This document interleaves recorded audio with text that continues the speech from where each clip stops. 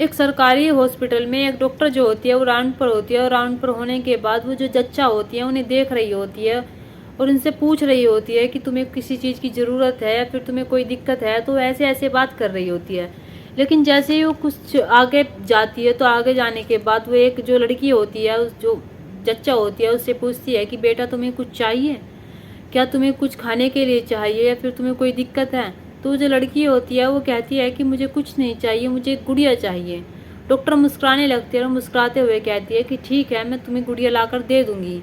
अब ये जच्चा जो होती है ऐसी जो बातें कर रही थी, वो गुड़िया क्यों मांग रही थी? ऐसा काम तो कोई मंद बुद्धि कर सकता है, फिर बच्चा कर सकता है।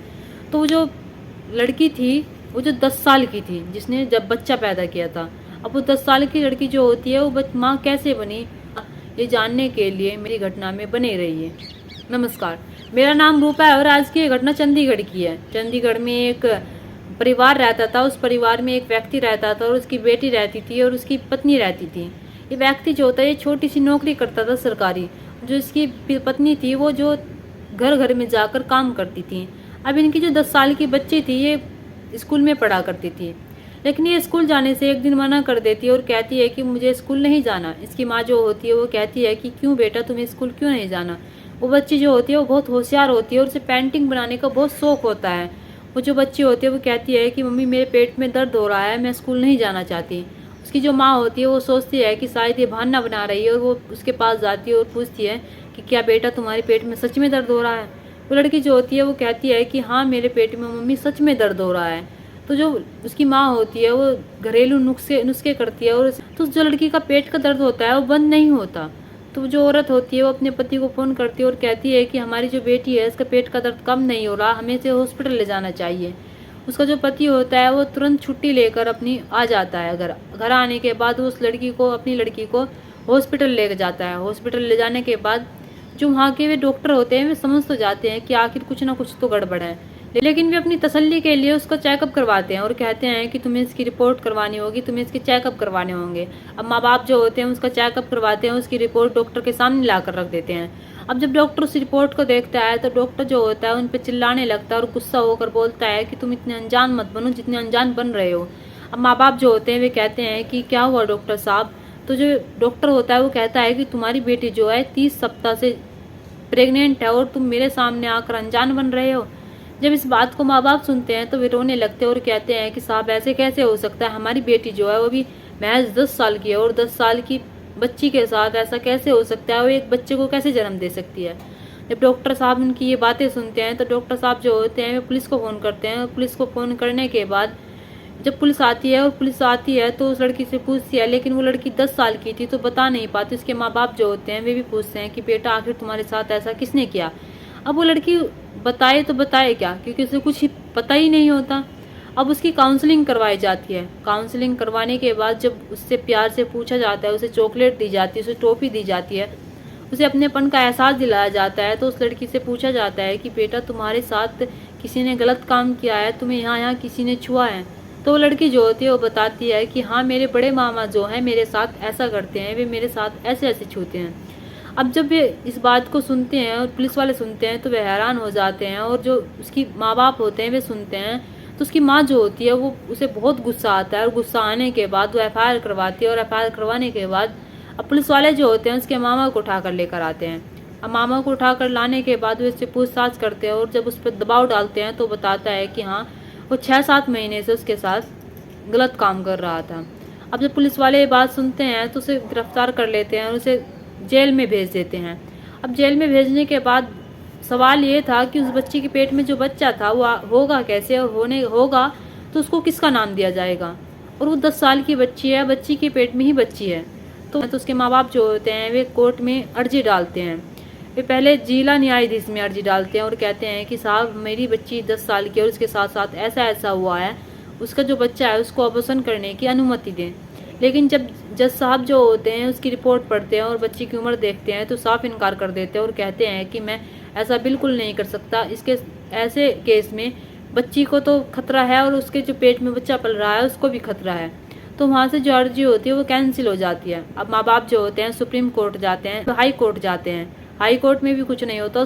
वहाँ के सारे न्यायाधीश जो होते हैं वे यही बात कहते हैं कि हम अनुमति नहीं दे सकते, क्योंकि क्योंकि ये बच्ची जो है अभी बच्ची है 10 साल की है, और 10 साल की है तो इसके पेट में जो बच्चा है वो 30 सप्ताह से ज़्यादा का हो चुका है। हम ऐसी अनुमति नहीं देंगे जिससे कि इन दोनों को खतरा हो। अब डॉक्टर भी इनकार कर देते हैं, जो बच्चा है उसका अबॉर्शन नहीं कर सकता। ये कानून के उल्लंघन के साथ साथ मेरे साथ भी बेईमानी होगी, जो इस बच्ची को कुछ होगा और इस बच्ची के पेट में जो बच्चा है उसको कुछ होगा। माँ बाप हार चुके थे और माँ बाप ने सोचा कि अब ये ऐसा नहीं होगा। अब माँ बाप को ये टेंशन थी कि इस बच्चे को किसका नाम दिया जाएगा, और हमारी बच्ची जो है अभी 10 साल की है। अब धीरे धीरे करके सोशल मीडिया पर खबरें फैलने लगती है और घर घर ये पता लगने लगता है कि एक जो बच्ची होती है 10 साल की, उसके मामा ने उसके साथ ऐसा ऐसा किया और उस बच्ची के पेट में बच्चा है जो होने वाला है। अब वो लड़की जो होती है वो प्यारी सी बच्ची को जन्म देती है।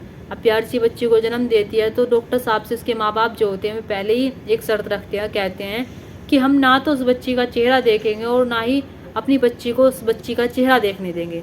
अब डॉक्टर साहब जो होते हैं और जो पुलिस वाले होते हैं वे शर्त को मान जाते हैं। ना ही उसके माँ बाप को उसका चेहरा दिखाया जाता है और ना ही उसकी जो माँ है तो 10 साल की बच्ची है उसे उसका चेहरा दिखाया जाता है। अब जब वो लड़की एक बच्ची को जन्म देती है तो बच्ची को जन्म देने के बाद जो बच्ची होती है वो चाइल्ड होम छोड़ दी जाती है, जहाँ पर ऐसे बच्चे रहते हैं जो किसी के बच्चा नहीं हो रहा तो वहाँ से अडॉप्ट कर सकता है, फिर किसी को बच्चे की चाह है तो वहाँ से अडॉप्ट कर सकता है। तो ऐसे जगह से बच्ची को छोड़ दिया जाता है।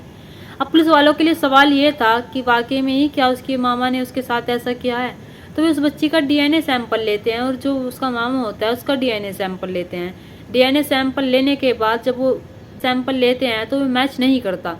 पुलिस वालों के सवाल ये था कि अगर ये इसकी बच्ची नहीं है तो ये बच्ची किसकी है। अभी फिर से उस बच्ची काउंसलिंग करवाते हैं और फिर से उससे पूछताछ करते हैं, और पूछताछ करने के बाद उससे पूछते हैं कि क्या बेटा तुम्हारे बड़े मामा के अलावा किसी और ने भी तुम्हें ऐसा ऐसे छुआ था। तो बताती है कि हाँ, मेरे छोटे मामा ने भी मेरे साथ ऐसा ही किया था। अब जब पुलिस वाले ये बात सुनते हैं तो वे गुस्सा आता है उन्हें और उनके रोंगटे खड़े हो जाते हैं। उनके माँ बाप ये बात सुनते हैं तो उनके भी रोंगटे खड़े हो जाते हैं कि आखिर कैसे 10 साल की बच्ची के साथ दोनों भाइयों ने मिलकर उसके साथ कैसी दरिंदगी दिखाई। अब पुलिस वाले जो होते हैं वो उसके छोटे मामा को उठाकर लेकर आते हैं, उससे पूछताछ करते हैं और कहते हैं कि तुमने ऐसा क्यों किया। तो बताता है कि साहब, मेरा जो बड़ा भाई था वो मेरी भांजी जो थी, उनकी सगी भांजी थी, मेरी भांजी जो थी उसके साथ गलत काम करता था और गलत काम करते हुए मैंने उसे एक दिन देख लिया था। अब जब वो गलत काम करता तो मेरा भी मन किया और मैंने भी सोचा कि मैं भी इसके साथ ऐसा ही करूं जैसे मेरे बड़े भाई इसके साथ करते हैं।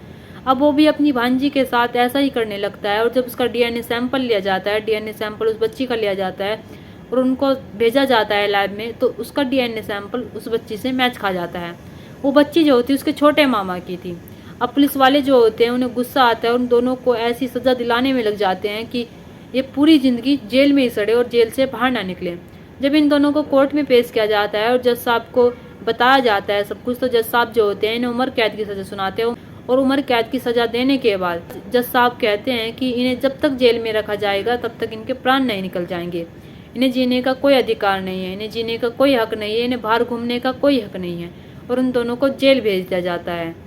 अब वो बच्ची जो होती है, उसकी बच्ची जो होती है वो जो चाइल्ड होम में होती है, उसका एक महाराष्ट्र का एक कपल होता है कि बच्चा नहीं होता है। वे हमें ये बच्ची चाहिए क्योंकि उन्हें सोशल मीडिया के जरिए पता चलता है कि ऐसे ऐसे 10 साल की बच्ची को एक बच्ची हुई है, बच्ची स्वस्थ है बिल्कुल। तो जब वहाँ से वो बच्ची को लेते हैं तो वे कहते हैं कि हम इसका पूरा ख्याल रखेंगे। वे पूरे डॉक्यूमेंट्स अपने जो भी वहाँ की फॉर्मेलिटी होती है पूरी करके उस बच्ची को ले जाते हैं और उस बच्ची का बहुत ध्यान रखते हैं और आज भी वो बच्ची बहुत सही है और खुश है। अब बात आती है जिस बच्ची ने उस बच्चे को जन्म दिया था उसका क्या होगा। उसकी तो भविष्य ही खराब होगा, उसकी तो ज़िंदगी ही खराब हो गई क्योंकि उस बच्ची ने उस बच्ची को ऑपरेशन के जरिए जन्म दिया था, क्योंकि उसका बड़ा ऑपरेशन हुआ था। कोर्ट के जो जज होते हैं वे कहते हैं कि इस बच्ची के लिए भी कुछ होना चाहिए। कोर्ट जो होता है उसे 15 लाख की धनराशि देता है। 15 लाख में 9-10 लाख की उसकी एफडी करवा देता है और 9-10 लाख के जो अलावा बचते हैं पैसे उन्हें उसके माँ बाप को दे देता है। उसके अच्छे भविष्य के लिए ये पैसे दिए जाते हैं। दोस्तों, यहाँ पर एक सगे मामा ने अपनी बहन जी के साथ गलत काम किया और एक ने नहीं दूसरे ने भी यही काम किया। बल्कि दूसरे का ये फर्ज था कि वो अपनी भांजी के साथ जब उन्होंने अपने बड़े भाई को देखा था वो पुलिस को बताता, लेकिन वो पुलिस को नहीं बताता, वो अपनी भांजी के साथ वही काम करने लगता है, जहाँ पर ये दोनों भाई मिलकर उस बच्ची की ज़िंदगी बर्बाद कर देते हैं। दोस्तों, इस घटना को सुनाने का मकसद मेरा आपका दिल दुखाने का नहीं था, आपको परेशान करना नहीं था, आपको सतर्क करना था और आपको घटना के बारे में बताने का था। आप अपने परिवार के साथ खुश रहिए।